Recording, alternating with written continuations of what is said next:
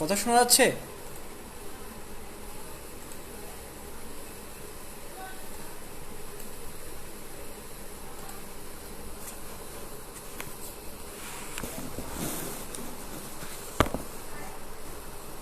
Hello, এখন ঠিক আছে?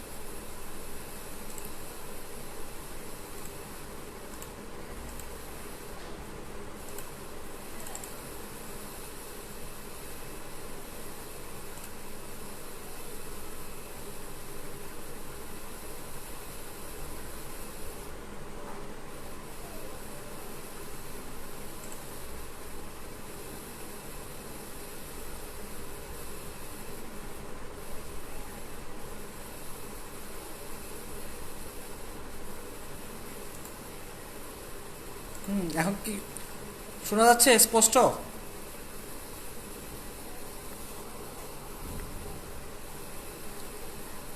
তালহা শোনা যাচ্ছে? আর তাহলে তাহলে শুনতে পাচ্ছ আমাকে? ওকে, মাশাল্লাহ। তাহলে আমি শুরু করতেছি ইনশাল্লাহ। আচ্ছা, বিসমিল্লাহির রহমানির রহিম, আলহামদুলিল্লাহি রাব্বিল আলামিন, ওয়াসসালাতু ওয়াসসালামু আলা রাসূলিল্লাহ। বিসমিল্লাহির রহমানির রহিম। তো আজকে মানে হচ্ছে আমরা কোনো টেক্সটে যাব না আজকে, যেহেতু প্রথম ইন্ট্রো ক্লাস। তো সেক্ষেত্রে আমি চিন্তা করলাম যে প্রথমে আসলে আমরা কিছু হিস্ট্রি পড়ি আর কি, ইতিহাস পড়ি। অর্থাৎ কিভাবে অ্যারাবিক গ্রামার আসছে, কিভাবে অ্যারাবিক গ্রামার বিস্তার লাভ করছে, তো কিভাবে আজকে আমরা যে গ্রামারটা পাচ্ছি সেটা কিভাবে আসছে, কিভাবে ধাপে ধাপে আসছে। তো এই জিনিসগুলো নিয়ে আজকে একটু হালকা করে একটু আলোচনা করব। তো আজকে আমরা কোনো পড়াশোনাতে ওইভাবে যাব না, গ্রামারের ওইভাবে কোনো পড়াশোনাতে আমরা আজকে যাব না। আজকে জাস্ট কিছু ইন্ট্রো, কিছু হিস্ট্রি নিয়ে কিছু আমরা একটু আলোচনা করার চেষ্টা করব আর কি। ঠিক আছে? তো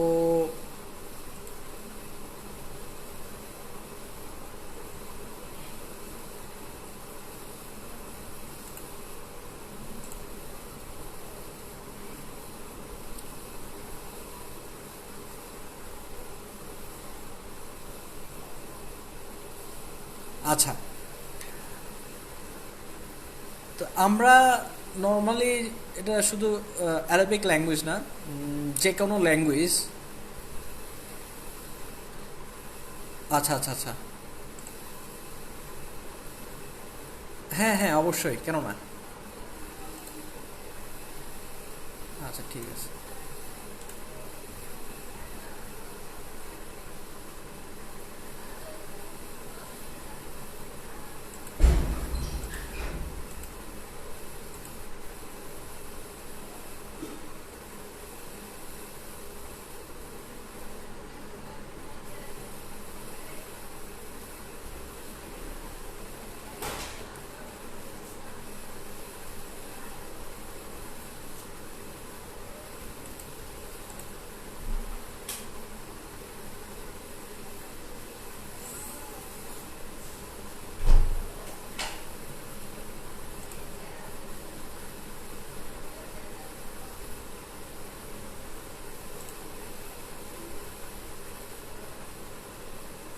আজকে আমি খুবই সরি, আসলে একটু সময় নষ্ট।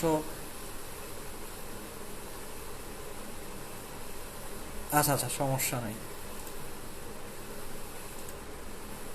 আচ্ছা, এই তোমরা কি কেউ মাইক্রোসফট পাওয়ার পয়েন্ট 2013 ইউজ করো?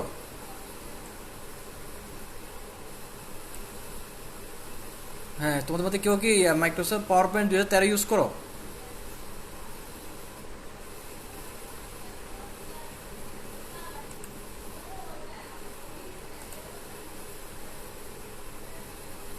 আচ্ছা, আমি এখানে ফুল স্ক্রিন মোডটা পাচ্ছি না আমি। হ্যাঁ, আমিও ওই রকম ইউজ করি তো। সো এখানে ফুল ফুল স্ক্রিন মোডটা কোন জায়গায় আমি বুঝতেছি না, অনেক খোঁজাখুঁজি করতেছি।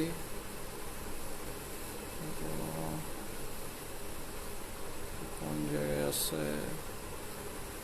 আচ্ছা, এমনি এমনি পিকচার কি দেখতে পাচ্ছ তোমরা?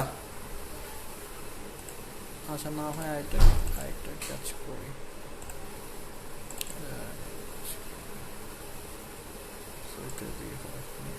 ঠিক আছে, ওকে, বিসমিল্লাহ।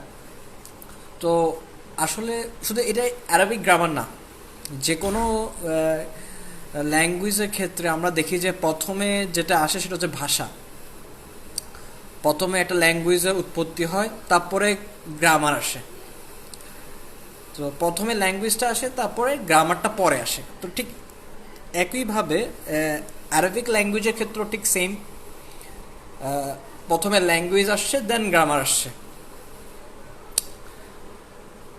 তো নর্মালি যখন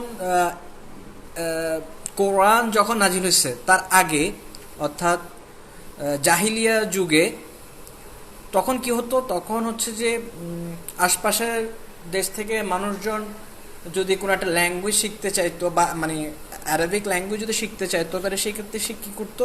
সে তখন ওই আরব দেশে যাইতো। আরব দেশে যাওয়ার পর হচ্ছে যে তাদের সাথে কথাবার্তা বলতো, কথাবার্তা বলতে বলতে এভাবে ল্যাঙ্গুয়েজটা শিখতো। কারণ জাহিলিয়া যুগে কোনো গ্রামার ছিল না, ঠিক আছে? তো এখন প্রশ্ন এখানে আসতে পারে আমাদের, যে একটা মনে প্রশ্ন আসতে পারে। প্রথম প্রশ্ন যেটা, সেটা হচ্ছে যে কেন অ্যারাবিক গ্রামারটা ডেভেলপ হয়েছে, অর্থাৎ কেন, আমি বলতে পারি যে কেন অ্যারাবিক গ্রামারটার উৎপত্তি হয়েছে। অ্যারাবিক গ্রামারটা উৎপত্তি না হলে তো হতে পারতো, কেন অ্যারাবিক গ্রামারটা উৎপত্তি হয়েছে? তো তার কারণ হচ্ছে যে যখন খলিফা হযরত আলী রাদিয়াল্লাহু আনহুর শাসনামল ছিল, তখন আমরা জানি হচ্ছে যে তখন ইসলামের যে রাজধানী সেটা মদিনা থেকে ট্রান্সফার হয়ে, সেটা হয়েছে মদিনা থেকে ট্রান্সফার হয়ে সেটা স্থানান্তরিত করা হয় হচ্ছে যে কুফাতে, ঠিক আছে? মদিনা থেকে রাজধানীটা ট্রান্সফার হয়, কোথায় নেওয়া হয়? কুফাতে। কুফা আর বাসরা, এই দুটো হচ্ছে যে ইরাকের মধ্যে অবস্থিত, ঠিক আছে? এটা শাসনামল বলতেছি হচ্ছে যে হযরত আলী রাদিয়াল্লাহু আনহুর শাসনামলে। তখন মুসলিম বিশ্বের যে রাজধানী সেটা মদিনা থেকে ট্রান্সফার হয়ে সেটা ইরাকের কুফাতে স্থানান্তরিত করা হয়। সো নর্মালি ইরাক, সেখানে নন আরব, অর্থাৎ যারা আরব না, নন আরব এর সংখ্যা বেশি ছিল আরবদের চেয়ে। তো যার ফলে কি হয়, যার ফলে অনেক ক্ষেত্রে দেখা যায় যে এই যারা আরব না, তারা যখন ইসলাম গ্রহণ করছে, তখন দেখা যায় যে তারা যখন কোরআনের কোনো আয়াত পড়তেছে, তখন দেখা যায় যে তারা ভুল করতেছিল। কোরআনের আয়াত ছিল একরকম, কিন্তু তারা ভুলে মানে সেই আয়াতটাকে যেভাবে পড়া উচিত সেভাবে না পড়ে তারা অন্যভাবে পড়তো। কারণ তারা মিনিং জানতো না, তারা অ্যারাবিক ল্যাঙ্গুয়েজ জানতো না, যার কারণে তারা কি কোরআনে হচ্ছে যে সামান্য কিছু ভুল করত। কিন্তু এর ফলে কি হইতো, যে কোরআনের আয়াতসমূহর কি অর্থ চেঞ্জ হয়ে যেত। তো এরকম একটা সমস্যার কি সৃষ্টি হয় তৎকালীন সময়। তো আমরা আগে বলছি, তৎকালীন সময় খলিফা ছিলেন হযরত আলী রাদিয়াল্লাহু আনহু। তো আলী রাদিয়াল্লাহু আনহুর কাছে যখন এই বিষয়টা যখন বলা হয় যে খলিফা, যে এরকম একটা সমস্যা হইতেছে, যারা নন আরব, যারা আরব না, তারা এরকম বিভিন্নভাবে তারা ভুলভাল আয়াত পড়তেছে, যার কারণে অর্থ চেঞ্জ হয়ে যেতেছে, তাহলে আমরা কি করি এখন? তো তখন হযরত আলী রাদিয়াল্লাহু আনহু তৎকালীন একজন তাবি তাবি তাবে ওই তাবের নাম হচ্ছে যে আবু আসওয়াদ, তিনি একজন তাবি ছিলেন। তো হযরত আলী রাদিয়াল্লাহু আনহু আবু আসওয়াদকে বললেন যে আচ্ছা ঠিক আছে, তাহলে এক কাজ করো, তুমি এই যে যে অ্যারাবিক ল্যাঙ্গুয়েজ যেটা আছে এটাকে তুমি কোডিফাই করো, অর্থাৎ এটাকে একটা সংকেতের মাধ্যমে উপস্থাপন করো বা এটা রূপায়ণ করো, মানে গ্রামার আকারে এটাকে একটা এস্টাবলিশ করো, কিছু রুলস ফিট করো যাতে করে চেঞ্জ না হয়। ঠিক আছে? আচ্ছা, আমার কথা কি স্পষ্ট শোনা যাচ্ছে? স্পষ্ট না শোনা গেলে বলতে পারো।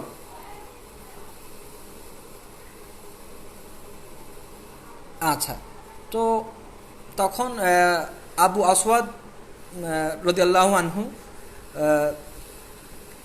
তো উনি কি করছেন, উনি তখন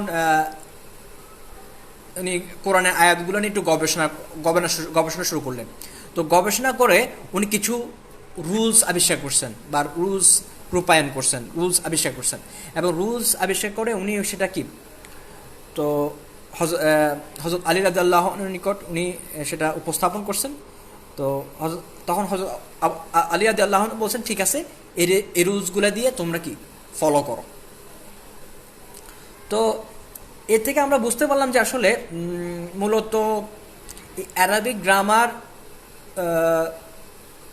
ফাউন্ডার হচ্ছে যে বা প্রতিষ্ঠাতা হচ্ছে যে আবু আসওয়াদ। আর এক্ষেত্রে যিনি অনুপ্রেরণা করছেন তিনি হচ্ছেন আমাদের ইসলামের চতুর্থ খলিফা আলী রাদিয়াল্লাহু আনহু। এই একটা বিষয়। আবার হাদিসে আসছে, আবার কিছু কিছু স্কলাররা বলছেন যে না, হযরত আলী রাদিয়াল্লাহু আনহু হচ্ছে যে ফাউন্ডার আরবিক গ্রামারের, কিন্তু মেজরিটি স্কলার বলছে যে হযরত আলী রাদিয়াল্লাহু আনহু আরবিক গ্রামারের ফাউন্ডার না, কারণ যেহেতু হযরত আলী রাদিয়াল্লাহু আনহু খলিফা ছিলেন, তো নর্মালি খলিফা যারা থাকেন তাদের অনেক দায়িত্ব থাকে রাষ্ট্র পরিচালনার জন্য, তো ওনারা খুব একটা ওইভাবে সময় পান না একটা ল্যাঙ্গুয়েজ ডেভেলপ করার জন্য। সো যদিও আলী রাদিয়াল্লাহু আনহু ফাউন্ডার না, কিন্তু তিনি আসলে নির্দেশনা দিয়েছেন, উনি অনুপ্রাণিত করছেন, উনি নির্দেশ দিয়েছেন হযরত আবু আসওয়াদ রাদিয়াল্লাহু আনহু। তো উনাকে নির্দেশনা দিয়েছেন যাতে উনি যেন এটা আরবিক গ্রামার যেন এটা কি বলে এটা এস্টাবলিশ করে। এটা হচ্ছে সবচেয়ে বিশুদ্ধ মত। তো এভাবে দেখা যায়। তো প্রথমে আসলে যেটা এই জন্য এই যে আমরা দেখতে পাচ্ছি ম্যাপে যে বাসরা, এই বাসরা শহরেই মূলত আসলে যদি বলি যে আরবিক গ্রামারের উৎপত্তিস্থল কোন জায়গায়, প্রথম উৎপত্তিস্থল কোন জায়গায়, সেটা হচ্ছে বাসরা। ঠিক আছে? তো এই জন্য বা এই বাসরাতে হচ্ছে প্রথম হচ্ছে আরবিক গ্রামার এটার উৎপত্তি হয়। এরপর কুফা অঞ্চলে প্রায় গ্রামার উৎপত্তি হয়, আরবিক গ্রামার পৌঁছে যায় হচ্ছে যে প্রায় 100 বছর পর। এই গেল মোটামুটি একটা বিষয়। আর আর এই সময়কার মধ্যে গ্রামারিয়ান যারা আছেন, ব্যাকরণবিদগণ যারা আছেন, তাদের মধ্যে সবচেয়ে মানে প্রথম সারির দিকে ছিলেন হচ্ছে যে ইমাম সিবাওয়ে। তো উনি হচ্ছেন একজন পার্সিয়ান গ্রামারিয়ান। তো ওনার একটা কিতাব আছে, ওই কিতাবের নাম হচ্ছে আল কিতাব। অর্থাৎ আমরা বলতে পারি যে শুরুর দিকে আরবিক গ্রামারের যারা পাণ্ডিত্য অর্জন করেছিলেন তাদের মধ্যে প্রথম সারির দিকে ছিলেন ইমাম সিবাওয়ে। এখন সেকেন্ড যে কোশ্চেন সেটা আমাদের আসতে পারে মনে, সেটা হচ্ছে যে এতক্ষণ বুঝলাম আমরা যে কিভাবে আরবিক গ্রামার ডেভেলপ হয়েছে। প্রথমে উৎপত্তি হয়েছে বাসরা থেকে আস্তে আস্তে সেটা কুফা অঞ্চলে স্প্রেড হয়েছে। তো তো সেকেন্ড যে আমাদের কোশ্চেনটা আসবে সেটা হচ্ছে যে এই যে অ্যারাবিক গ্রামার যে আমরা ডেভেলপ করতেছি বা এই যে মানে যারা আর্লিয়ার যে গ্রামারিয়ান আছেন তারা যে অ্যারাবিক গ্রামার যে ডেভেলপ করছেন বা গ্রামারের যে বিভিন্ন রুলস তারা ডেভেলপ করছেন, তো সেটা সোর্স কি, অর্থাৎ কি কি সোর্সের মাধ্যমে, কি কি সোর্স ইউজ করার মাধ্যমে ওনারা অ্যারাবিক গ্রামারটা ডেভেলপ করছেন, তো বা উৎস। তো তার মধ্যে দুইটা প্রধান উৎস হচ্ছে যে দুইটা প্রধান উৎসের মধ্যে প্রথমটি হচ্ছে কোরআন। আল কোরআন হচ্ছে যে প্রথম উৎস, অর্থাৎ কেউ যদি আরবিক গ্রামারের রুলস ডেভেলপ করতে চায় তাহলে যে সোর্সটা প্রথমে তিনি ফলো করবেন সেটা হচ্ছে যে কোরআন। নিঃসন্দেহে কোরআন, কোরআনের যে স্ট্রাকচার আছে সেই স্ট্রাকচারের উপর বেস করে তিনি অ্যারাবিক গ্রামারের রুলস স্টাবলিশ করতে পারবেন যে কেউ। সো নিঃসন্দেহে প্রথম সোর্স হচ্ছে কোরআন। সেকেন্ড সোর্স হচ্ছে যে আরবিক পোয়েট্রি, অর্থাৎ জাহিলিয়া যুগের কবিতা। ঠিক আছে, তো এই কবিতার মধ্যে দুইটা পার্ট থাকতে পারে, একটা হচ্ছে প্রি ইসলামিক পোয়েট্রি, আরেকটা হচ্ছে যে Islamic poetry. Pre Islamic poetry মানে হচ্ছে যে ইসলাম মানে কোরআন রিভিল হওয়ার আগে, কোরআন নাজিল হওয়ার আগে যে জাহিলিয়া যুগের যে কবিতাগুলো ছিল সেগুলোকেও আমরা সোর্স হিসেবে ধরতে পারি, সেগুলোকে বেস করে আমরা আরবিক গ্রামার এস্টাবলিশ করতে পারি, এটা একটা ওয়ে। আর যদি ইসলামিক পোয়েট্রি যদি আমরা সোর্স হিসেবে নিই তাহলে সেক্ষেত্রে আমাদের নিতে হবে হিজরি প্রথম থেকে 150 হিজরির মধ্যে, এই রেঞ্জের মধ্যে 0 to 150 এই রেঞ্জের মধ্যে। 150 উপরে গেলে সেক্ষেত্রে সেটা সোর্স হিসেবে কাউন্ট হবে না। তো আমরা এ থেকে বুঝলাম যে আসলে আমরা যে দুইটা মেইন সোর্স থেকে আমরা আরবিক গ্রামার ডেভেলপ করতে পারবো সেই দুইটা সোর্স হচ্ছে, একটা হচ্ছে কোরআন, একটা হচ্ছে জাহিলিয়া যুগের কবিতা। এই দুটা সোর্সের মাধ্যমে আমরা আরবিক গ্রামারের যে বিভিন্ন রুলস আছে সেই রুলসগুলো আমরা এস্টাবলিশ করতে পারবো, আমরা ডিরাইভ করতে পারবো, বা আমরা এটাকে কি বলে, হ্যাঁ ডিরাইভ করতে পারবো। ঠিক আছে, আচ্ছা এখানে একটা কথা বলি, সেটা বলাটা উচিত, সেটা হচ্ছে যে হাদিদের ব্যাপারে। হ্যাঁ, আমাদের এখানে আরেকটা প্রশ্ন আসতে পারে যে হাদিসগুলো কি সোর্স হিসেবে কাউন্ট হবে কিনা, বা আমরা হাদিসগুলো কি সোর্স হিসেবে আমরা নিতে পারি কিনা। এখানে বিষয়টা হচ্ছে যে না, আমরা হাদিসগুলোকে আমরা আসলে সোর্স হিসেবে নিতে পারবো না, কারণ হাদিসগুলো যেভাবে ন্যারেট করছেন তাবেঈগণ, তাবেঈগণ, দেখা যায় যে ওনারা ওনাদের নিজেদের ভাষায় আল্লাহ রাসূল সাল্লাল্লাহু আলাইহি ওয়াসাল্লামের কথাগুলো কোট করছেন বা বলছেন। তো তো হাদিস যেগুলো আমরা পাই এগুলো আসলে মানে এক্স্যাক্টলি আল্লাহ রাসূল সাল্লাল্লাহু আলাইহি ওয়াসাল্লামের মুখের ভাষা থেকে পিওর ফর্মে পাওয়া যায় না। তো মানে যারা ন্যারেট করছেন বা যারা হাদিসগুলো বর্ণনা করছেন তারা তাদের নিজেদের ভাষা অনুযায়ী তারা হচ্ছে যে হাদিসগুলো কোট করছে। তো যার কারণে হাদিসগুলোকে আমরা আসলে সোর্স হিসেবে নিতে পারবো না আর কি। যদি এরকম হতো যে আল্লাহ রাসূল সাল্লাল্লাহু আলাইহি ওয়াসাল্লামের হাদিসগুলা মানে আল্লাহ রাসূল সাল্লাল্লাহু আলাইহি ওয়াসাল্লাম যে ভাষায় বলছে ঠিক সেই ভাষায় যদি হাদিসগুলো পাওয়া যেত তাহলে নিঃসন্দেহে সেগুলোকে কি গ্রামারের রুলস এস্টাবলিশ করার জন্য সোর্স হিসেবে আমরা কি কাউন্ট করতে পারতাম। ঠিক আছে, এই একটা বিষয়। তো এই যে আমরা যে সোর্সগুলো এতক্ষণ পর্যন্ত আলোচনা করলাম আপনার আরবিক গ্রামারের রুলসগুলো এস্টাবলিশ করার জন্য যে দুইটা প্রধান সোর্স আছে, বা যে দুইটা প্রধান সোর্স আমরা ব্যবহার করে আমরা হচ্ছে যে আরবিক রুলস এস্টাবলিশ করতে পারবো। তো এই দুইটা সোর্স বা এই সোর্সগুলোকে আরবিতে বলা হয় শাওয়াহিদ। শাওয়াহিদ শাওয়াহিদ অর্থাৎ যে সোর্সগুলোর মাধ্যমে আমরা আরবিক গ্রামারের রুলসগুলোকে এস্টাবলিশ করতে পারবো। ঠিক আছে,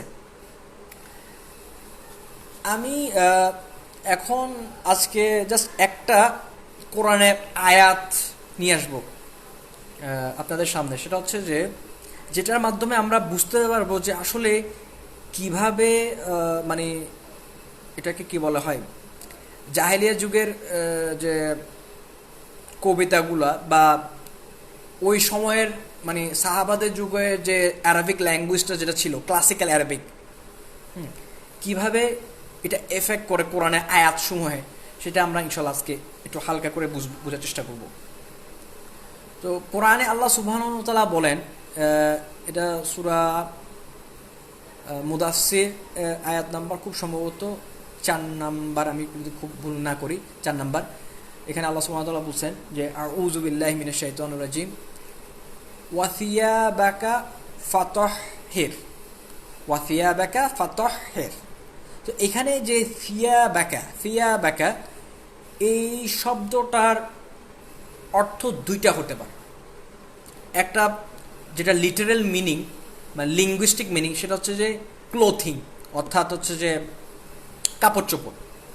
তো এটাকে যদি আমি অর্থ হিসেবে নিই তাহলে এই আয়াতের অর্থ দাঁড়ায় purify your clothes, purify your clothes. ঠিক আছে, অর্থাৎ তোমার যে ক্লোথস বা মানে হচ্ছে যে তোমার যে কাপড় চোপড়গুলো আছে সেগুলো কি পিউরিফাই করো। ঠিক আছে, আমি যদি লিঙ্গুইস্টিক মিনিং নিই। এখন এখানে একটা মজার একটা বিষয় আছে, এই ফিয়া বাকা এটা তৎকালীন আরব সমাজে অর্থাৎ সাহাবাদের যুগে আরবরা ফিয়া বাকা বলতে এটাও বোঝাতো হার্ট। কি বোঝাতো? হার্ট, অর্থাৎ হার্ট দ্বারা এটাকে কি বলে ফিয়া বাকা দ্বারা তারা হার্টও বুঝাইতো। সো আমি যদি এই মিনিংটা নিই, ফিয়া বাকা শব্দের অর্থ হচ্ছে হার্ট, তাহলে এটা ট্রান্সলেশন এরকম হবে পিউরিফাই ইউর হার্টস। ঠিক আছে, তার মানে দেখা যাচ্ছে যে এই কোরআনের শব্দের অর্থটা কি হবে সেটা আমাদের সত্যিকারভাবে যদি ভালোভাবে বুঝতে চাই তাহলে হচ্ছে যে আমাদেরকে তৎকালীন সমাজে আরবরা কিভাবে কথা বলতো, কোন ভাষায় কথা বলতো এবং ওই ওয়ার্ডটা তৎকালীন সমাজে কিভাবে ব্যবহার হতো সেটা আমাদের দেখতে হবে। যেমন সিয়াবাকা, এটা তৎকালীন সমাজে আরবরা এটাকে হার্ড, হৃদয় অর্থে ব্যবহার করতেন তারা। সো দেখা যেতেছে আমরা দেখতে পাচ্ছি এই আয়াতে তার মানে দুইভাবে আমরা এই কোরআনে এই আয়াতের আমরা কি ট্রান্সলেশন করতে পারি। যদি আমরা লিঙ্গুইস্টিক মিনিং নিই তাহলে সেটার অর্থ দাঁড়াবে purify your garments or purify your clothes. আর যদি আমরা ফিয়াবাকা শব্দের অর্থ হার্ট নিই তাহলে সেক্ষেত্রে ট্রান্সলেশন দাঁড়াবে purify your hearts, purify your hearts. তো আমি একটু ছোট্ট করে হচ্ছে যে একটু দেখাই আমি এটা কিভাবে আসলে ভ্যারি করতেছে। যেমন ঠিক এখানে এত আয়াত হচ্ছে ফিয়াবাকা ফাতাহহির, তো এখানে আমরা দেখতে পাচ্ছি এখানে সেটা হচ্ছে যে ম্যাক্সিমাম ক্ষেত্রে ট্রান্সলেশন যেটা করছে and your clothing purify your garments, purify your clothing, সব জায়গায় তারা ওই প্রথম অর্থটাই নিছে আর কি। তারপর হ্যাঁ দ্য গার্মেন্টস পিউরিফাই, মানে সব জায়গায় দেখা যাচ্ছে যে ওই মানে ফিয়া বাকা শব্দের অর্থ ক্লোথিং এই অর্থটাই নিছে। আর একটু নিচে যদি নামি হ্যাঁ এই একটাই এখানে আমরা দেখতে পারতেছি, সরি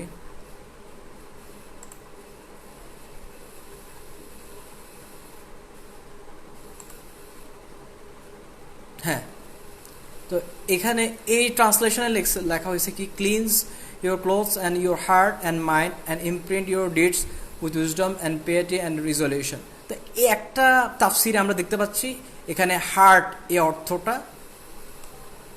তারা আনয়ন করছেন আর কি। বাকি সব জায়গায় তারা ওই ফার্স্ট যে অর্থ ক্লোথস কাপড় চোপড় এই অর্থে নেওয়া হয়েছে। তো এই একটা কোরআন একটা দৃষ্টান্ত আনার একটা মাত্র উদ্দেশ্য ছিল আমার, সেটা হচ্ছে যে জাস্ট বুঝার জন্য আর কি আসলে জাহিলিয়া যুগের যে কবিতাগুলো মানে কত ইম্পর্টেন্ট আমাদেরকে, মানে অ্যারাবিক গ্রামারের রুলস বলি আমরা, বা কোরআনের আয়াতগুলোর অর্থ ভালোভাবে বোঝার জন্য কত ইম্পর্টেন্ট সেটা বোঝানোর জন্য আসলে এই আয়াতটা বলার উদ্দেশ্য আর কি। তো এটা গেল মোটামুটি হচ্ছে যে আমাদের আরবিক গ্রামারের একটা শর্ট ব্রিফ হিস্ট্রি। তো এটুক পর্যন্ত আমাদের কোনো যদি প্রশ্ন থাকে আমরা প্রশ্ন করতে পারি।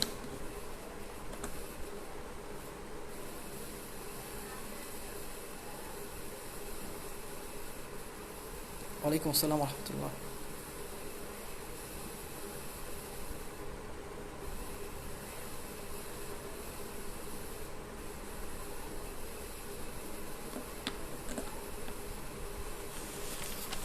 হ্যাঁ,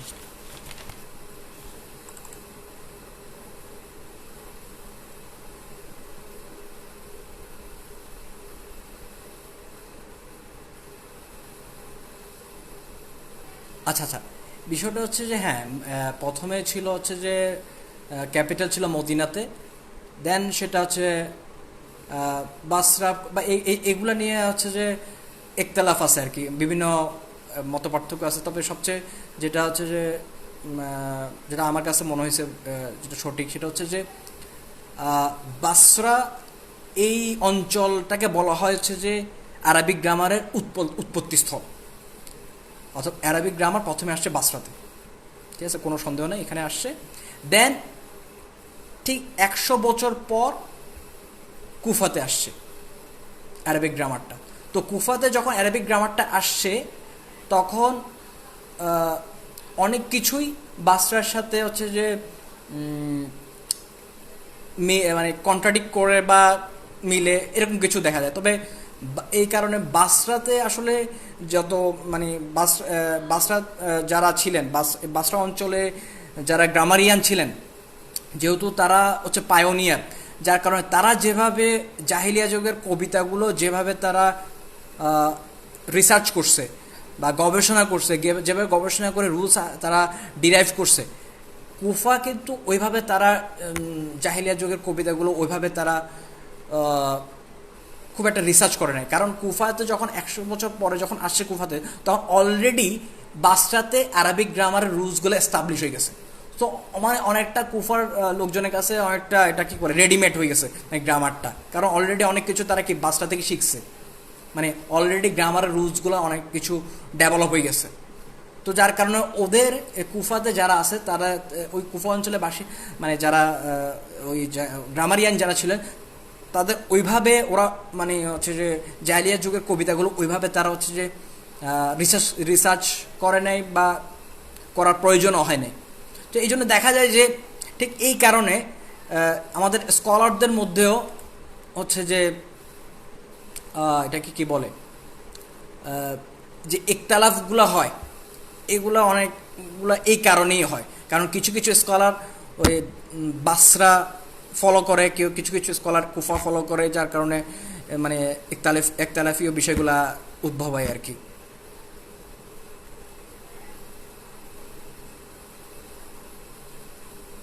আর কোনো প্রশ্ন?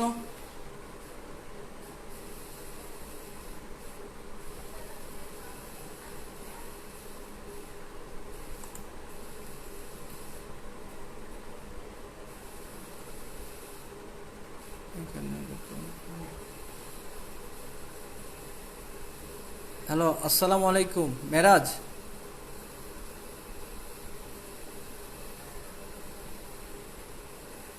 হ্যাঁ, কেমন আছোস? আচ্ছা, হ্যাঁ, আর খুব সম্ভবত আর 4 মিনিটের মতো আছে আর কি।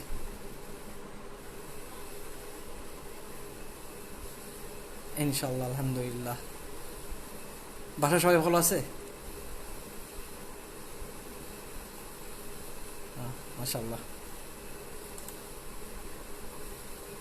আচ্ছা, তালহা, তাহলিল, জিহাদ, তোমাদের আর কোনো কোশ্চেন আছে? তো এটা গেলো মোটামুটি একটা হচ্ছে অ্যারাবিক গ্রামার একটা হিস্ট্রি।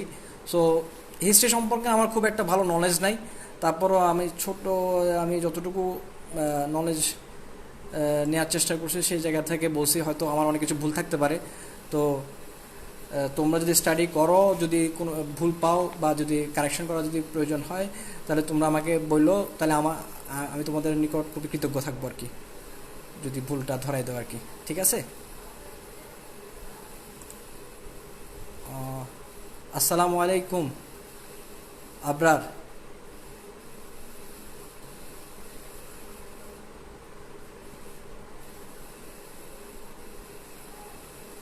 হ্যালো, আসসালামু আলাইকুম আবরার।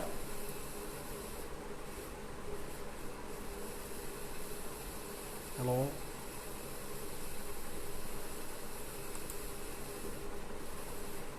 আচ্ছা, আমাদের আর কোনো কোশ্চেন আছে?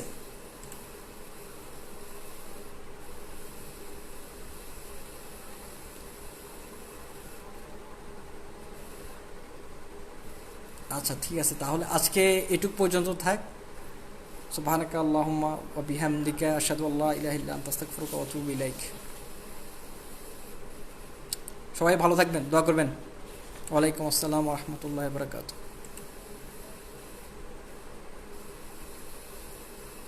ওয়ালাইকুম আসসালাম।